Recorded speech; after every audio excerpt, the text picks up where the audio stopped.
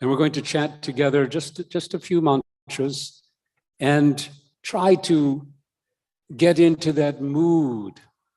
Let's hear from Krishna. What does Krishna have to say for us? What does Krishna have to tell us? So let's do it together. Hare Krishna, Krishna Krishna, Hare Hare. Hare Rama, Rama Rama, Hare Hare. Hare Krishna, Krishna Krishna, Hare Hare. Hare Rama, Rama Rama, Hare Hare. Now this time, let's look here to Sri Radha Govinda, Krishna, and Sri Radha, who are here before us, and let's chant with our thoughts absorbed in them. Hare Krishna, Krishna Krishna, Hare Hare. Hare Rama, Rama Rama, Hare Hare. And now let's look to the back, to His Divine Grace, A.C. Bhaktivedanta Swami Srila Prabhupada, the founder, the Acharya of the International Society for Krishna Consciousness, who so kindly came here to New York City more than 50 years ago. Now it is 57, I think, 1965. He arrived here in Brooklyn, in fact, stepped off a freighter ship. He didn't take first class fare or any class fare. He begged passage on a freighter, stepped off into the city with no money, well, $5, and a case full of his books. And within a year, he had founded ISKCON. And within a few short years, the movement of Krishna consciousness spread all over the world. So let's chant one more time. Hare Krishna, Krishna Krishna, Hare Hare. Hare Rama, Rama Rama, Hare Hare. Jai Srila Prabhupada, Jai Shri Radha Govind. So I thought today we could, there's so many wonderful, each verse, the Bhagavad-Gita is composed of approximately 700 some verses. Sanskrit, we call them shlokas. Shloka is like a couple, in poetry, not a couplet, they're not couplets, but it's a metric thing. They're each, the verses are composed in a poetic form. Stanza, exactly a stanza. So there's 700 of these, and every one of them is like a jewel. Each one of them is laden with deep meaning. Some people may say, well, I've read the Bhagavad-Gita, okay? We distribute this book as far as we can. And sometimes we meet with with all respect, we often meet people from India who said, well, I have the Bhagavad-Gita. I don't need the Bhagavad-Gita. I know the Bhagavad-Gita. How many times have you read the Bhagavad-Gita? Well, I've read it maybe once. We can go on reading this book every day. We should read this book every day.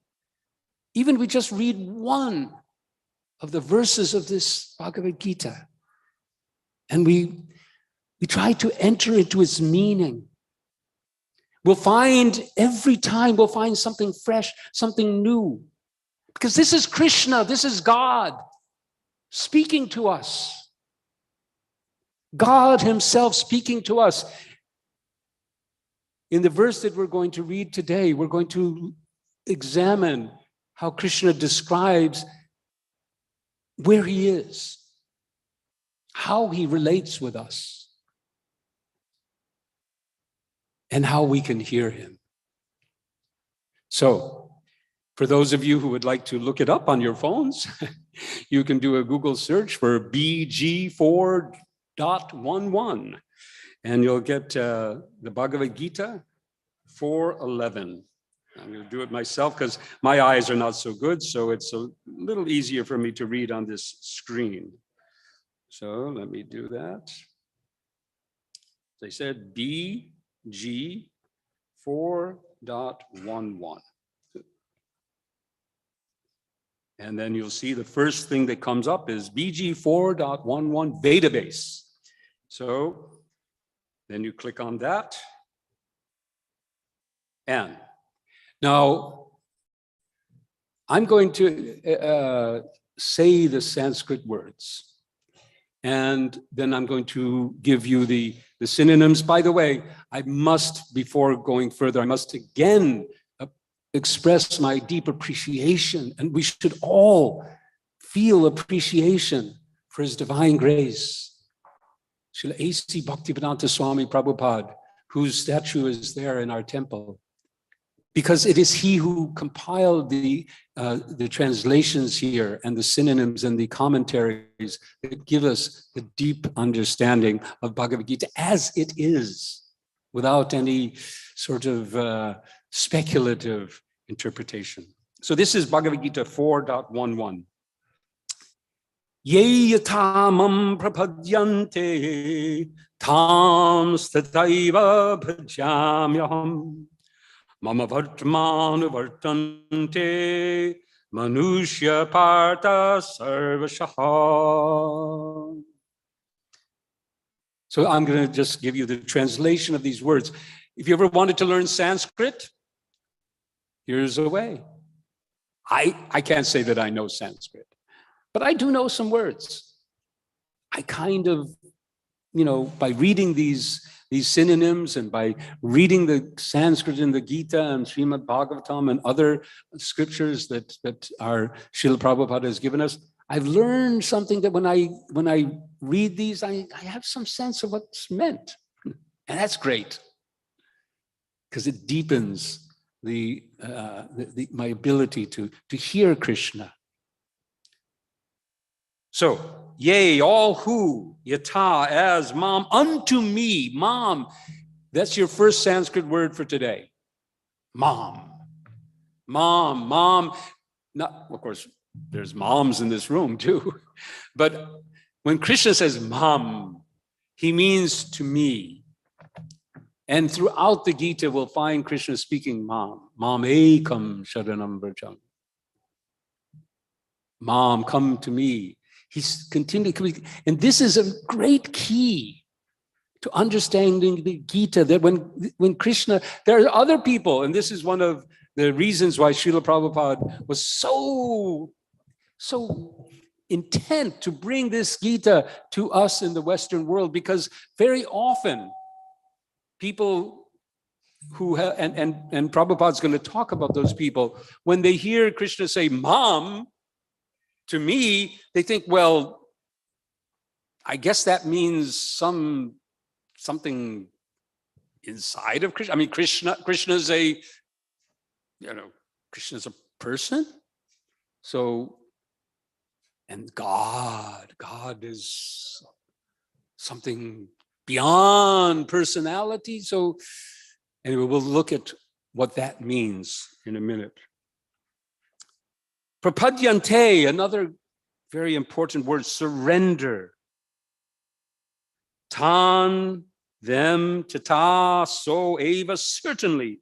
Another word that comes so often, eva, bhajami, aham, reward, aham, I, again, mama, mom, mama, my, vartma, path, anuvartante, follow, manusya, all men, partha, O son of Prita, sarvashaha, in all respects. So the translation, as all surrender unto me.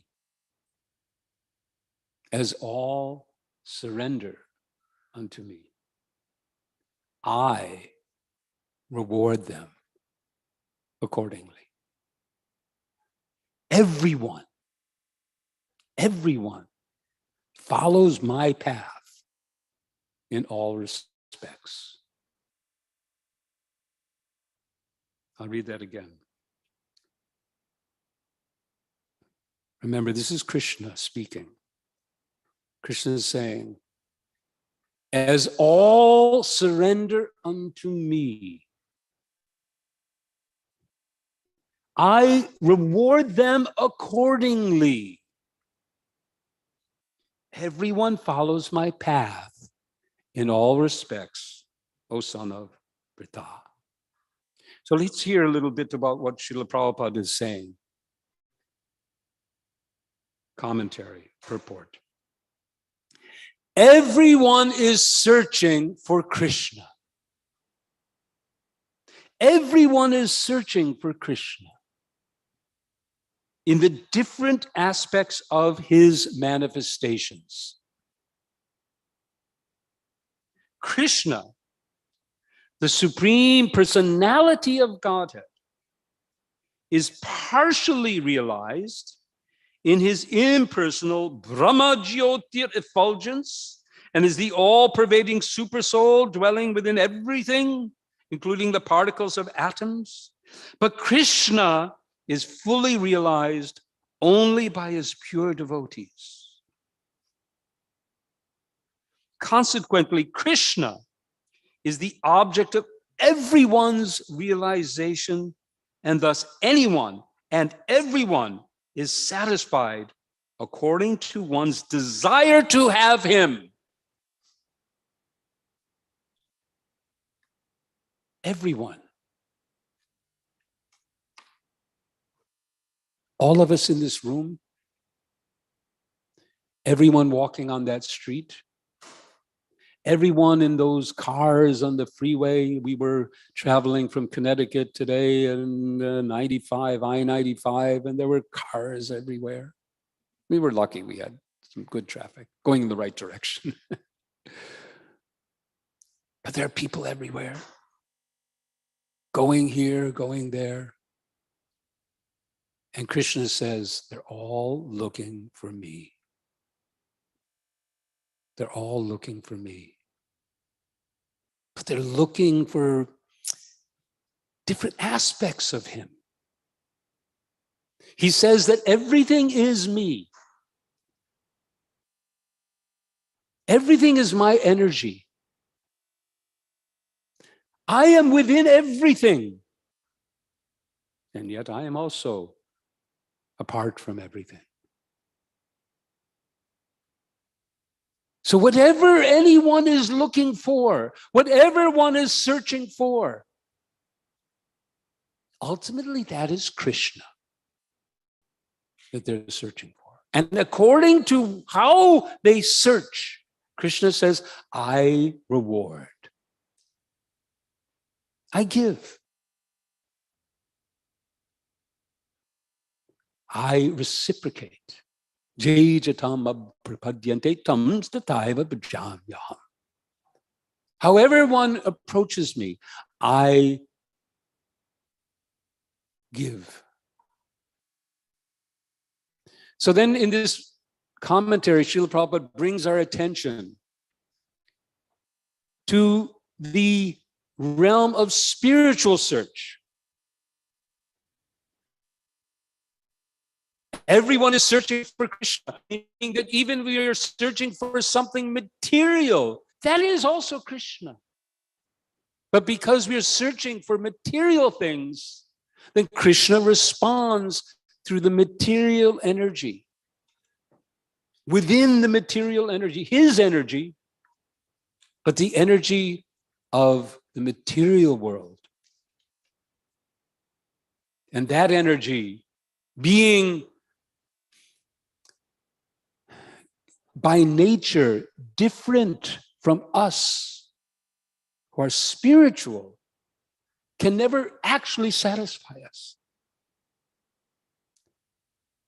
When we begin to then look for happiness beyond the material,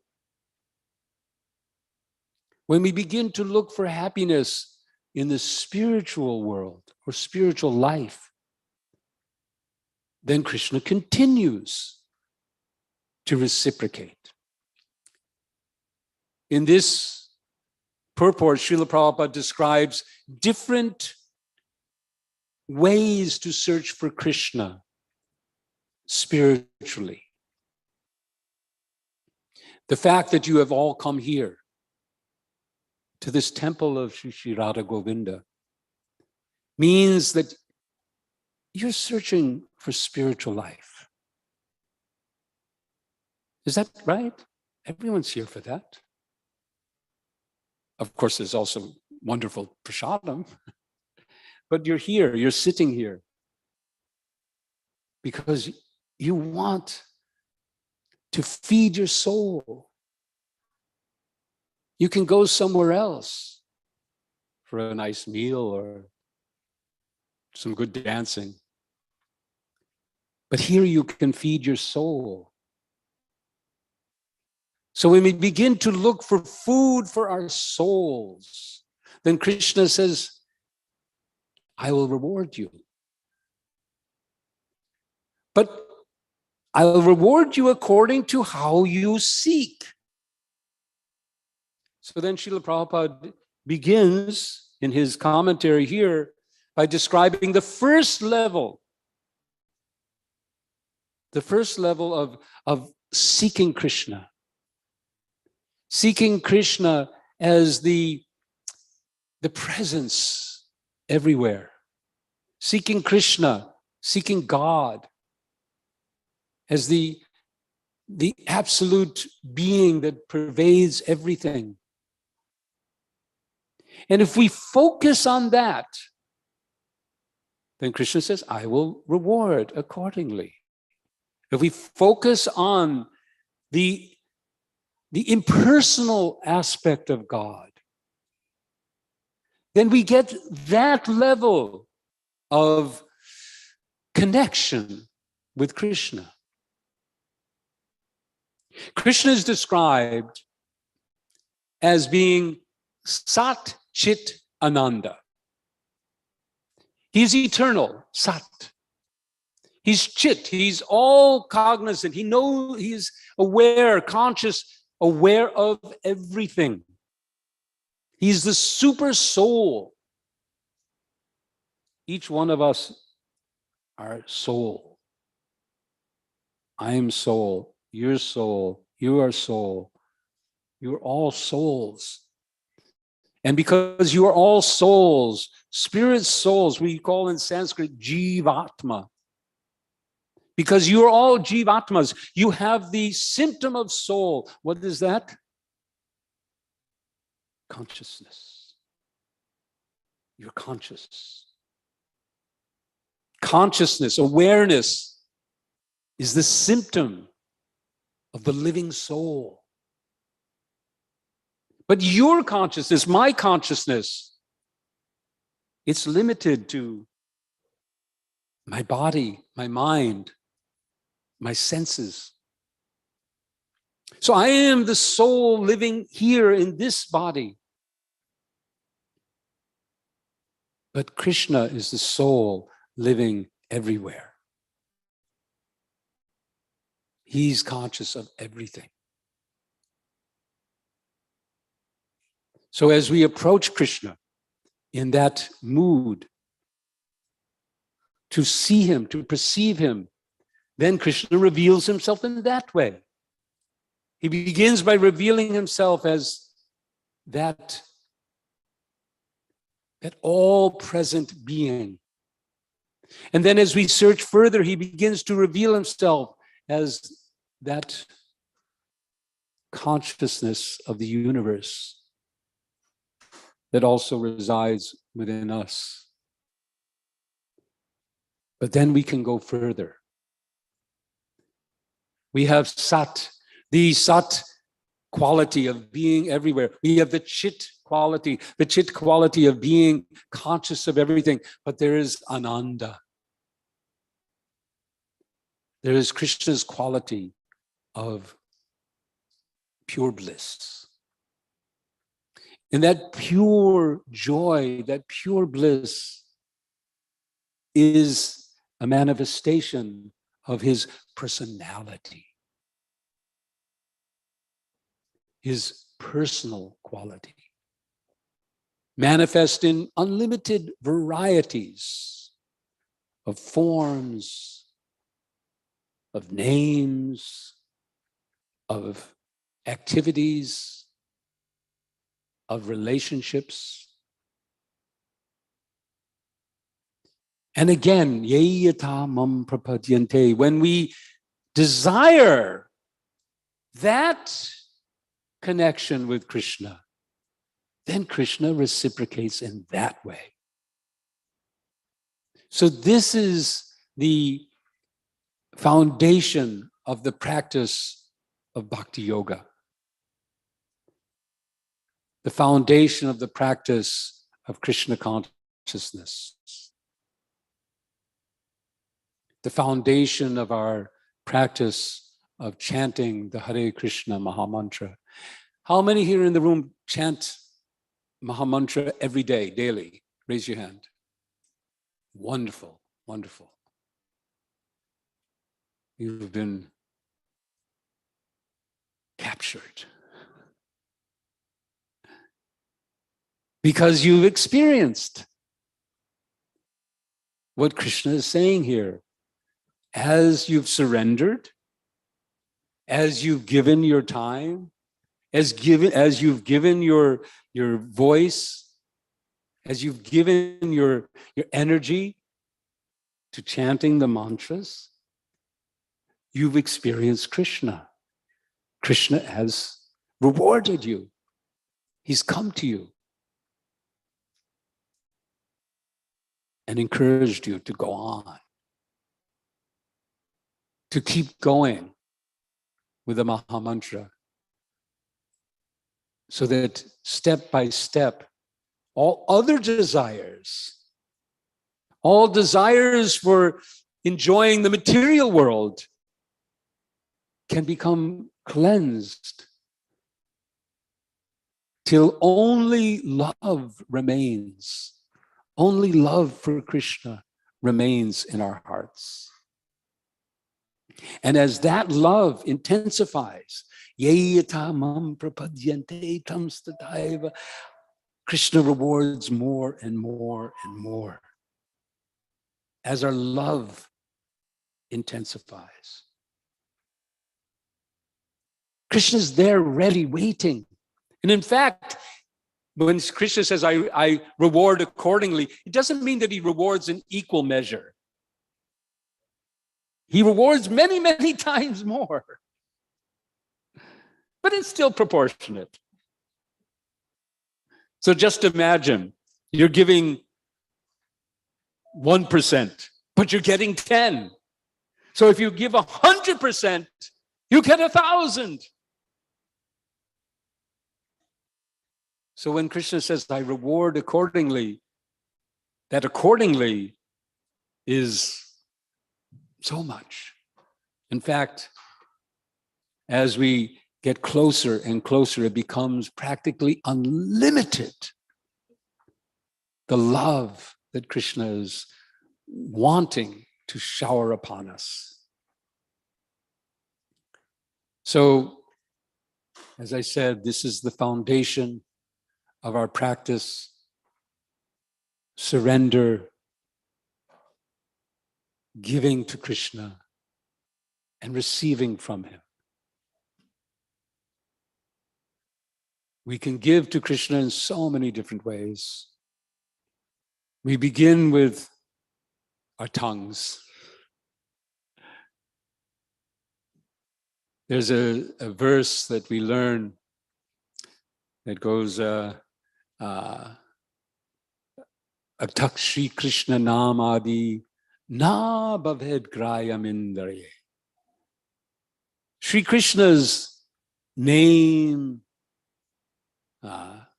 his form, his qualities, his activity, all of these things cannot be realized. You cannot perceive these with your simple senses. Takshi Krishna namadi na bhaved grayam indraye. But sevun mukhe hi jivado swayam eva suratira. Oh, Hare Krishna. Thank you. Hare Krishna. See, Krishna's manifesting. Maybe I said something right. Sevan mukhehi jivado. When we begin serving Krishna, beginning with jiva. Jiva is Sanskrit for the tongue. We begin to serve Krishna with our tongues. Sevan mukhehi jivado svayam eva svuratyadaha. Then Krishna himself, svayam, svuratya, he gives a glimpse. He gives a glimpse of himself. We can't see him just by looking. The purport here began saying that everyone is searching for Krishna, but we'll never find him just by looking. We may even see him. We may see him here, but we won't see him because our eyes don't have the capacity, being covered by our material conditioning. But if we begin to serve Krishna with our senses, beginning with chanting his names, then he himself, he will reveal himself. Ye yata mam prapadyante tam stataiva bhajamya. So let us do this. Let us all practice. Let's give some special time, and let's give all our time, if we can, every moment, in service to Krishna, and know it for certain that Krishna will reciprocate and give himself to us. So let us chant Hare Krishna, Krishna Krishna, Hare Hare, Hare Rama, Rama Rama, Hare Hare. Thank you. So if there's any comments or questions or additions, otherwise we can do a little more chanting, or we can begin our next part of the program. Yes?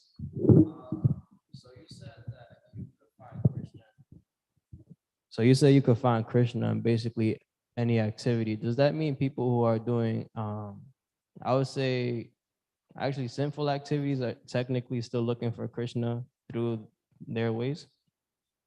Well, Krishna is saying that everyone's looking for him and everyone is following his path.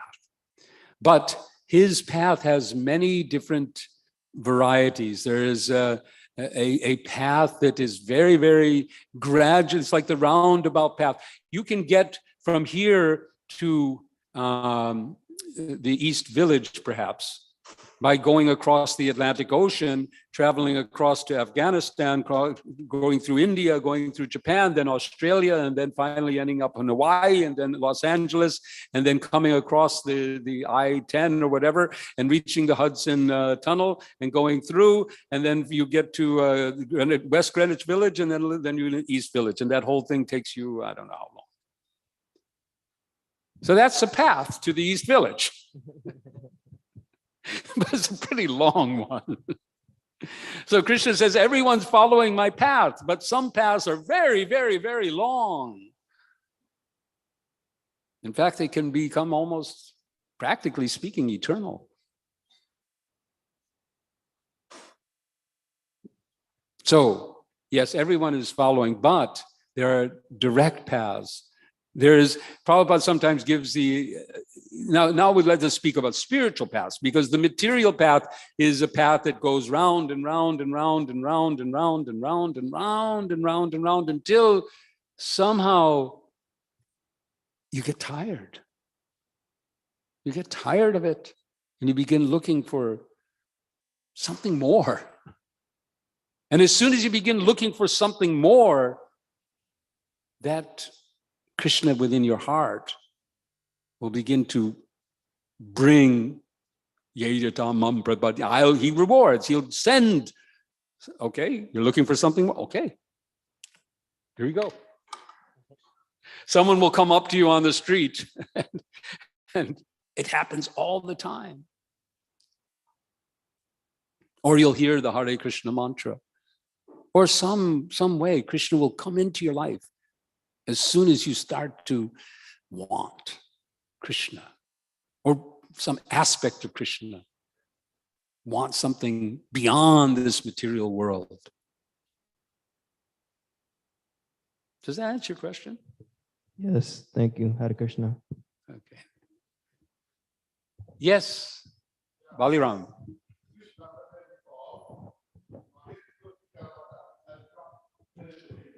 Now you're going to have to say that again because I didn't understand it. Krishna started it all. Have any cosmic avatar ever claimed to be equal to Krishna or greater than Krishna? Any cosmic I'm avatar? still not understanding. Perhaps you can speak to someone next to you who can then say it very slowly. Krishna started it all. Krishna Started everything. started everything. Okay, Krishna started everything. Did any cosmic avatar ever claim to be equal to Krishna or greater than Krishna? Did you get it? Any cosmic avatar ever claim? I'm sorry, Baliram. I really can't understand you. I So said, did any cosmic avatar claim to be greater than Krishna or equal to Krishna? what's that?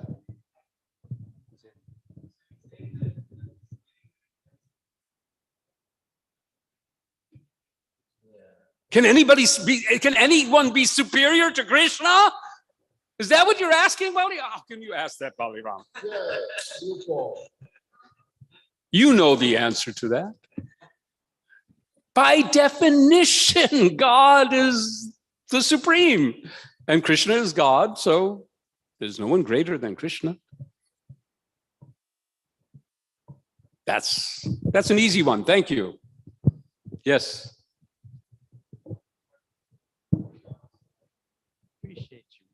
When it comes to physical and emotional traumas, how do people work through that so that they can focus? Because I've noticed Physical and emotional problems. Yeah.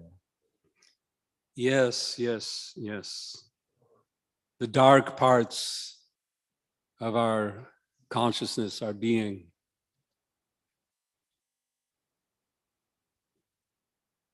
It's working through our, of course, physical problems and emotional problems. Any problem, the same message applies. Krishna says, as they surrender to me, I reward them. So we begin by presenting our problems to Krishna. Whatever problems we have, we begin. Krishna, I have these problems. Please help me out. But then we have to open ourselves up to the answers, because the answers may not come with Krishna riding on a chariot and standing at our front door and say, here, come along. Krishna may send his representatives. Krishna may arrange various things. Krishna may do so many. We have to open ourselves up to receiving Krishna's support and assistance. And we do that by keeping the prayer going and keeping the actions of surrender through chanting and other practices. We keep them going, but we have to keep open. Krishna says, I'm also intelligence. From me comes intelligence. From me comes remembrance. From me comes forgetfulness. From me comes knowledge. Everything comes from me. But we also have to be willing to accept that the solutions to our problems may not be the solutions that we wanted to be the solution. That we also have to accept. Sometimes the physical or emotional or whatever problems we have are problems that we will have to simply accept. We'll have to live with them. And we'll have to transcend them.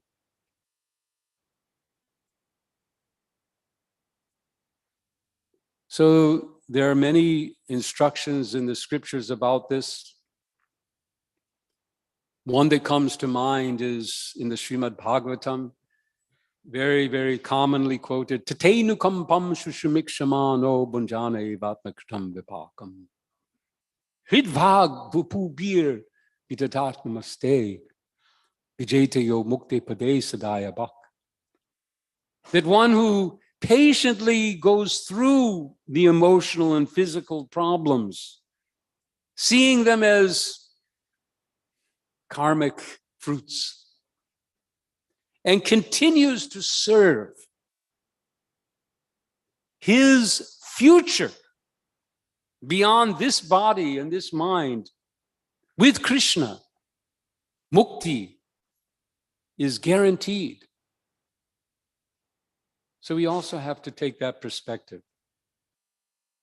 That doesn't mean we ignore our physical and emotional problems and just say, what can we do?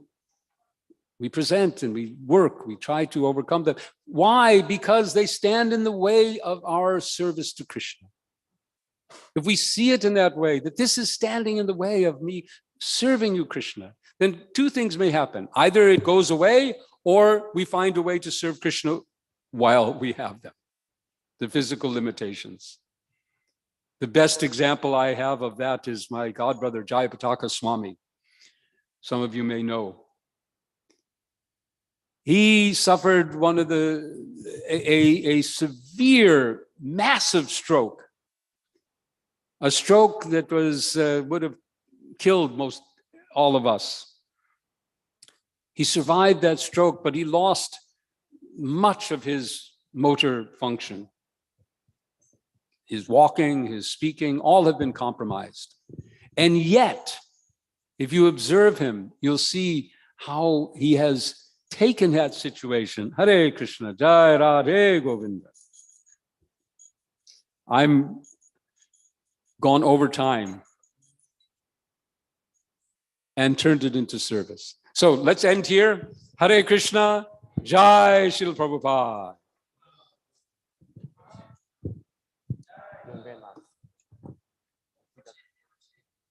Hare Krishna, Krishna Krishna, Hare Hare, Hare Rama, Rama Rama, Hare Hare.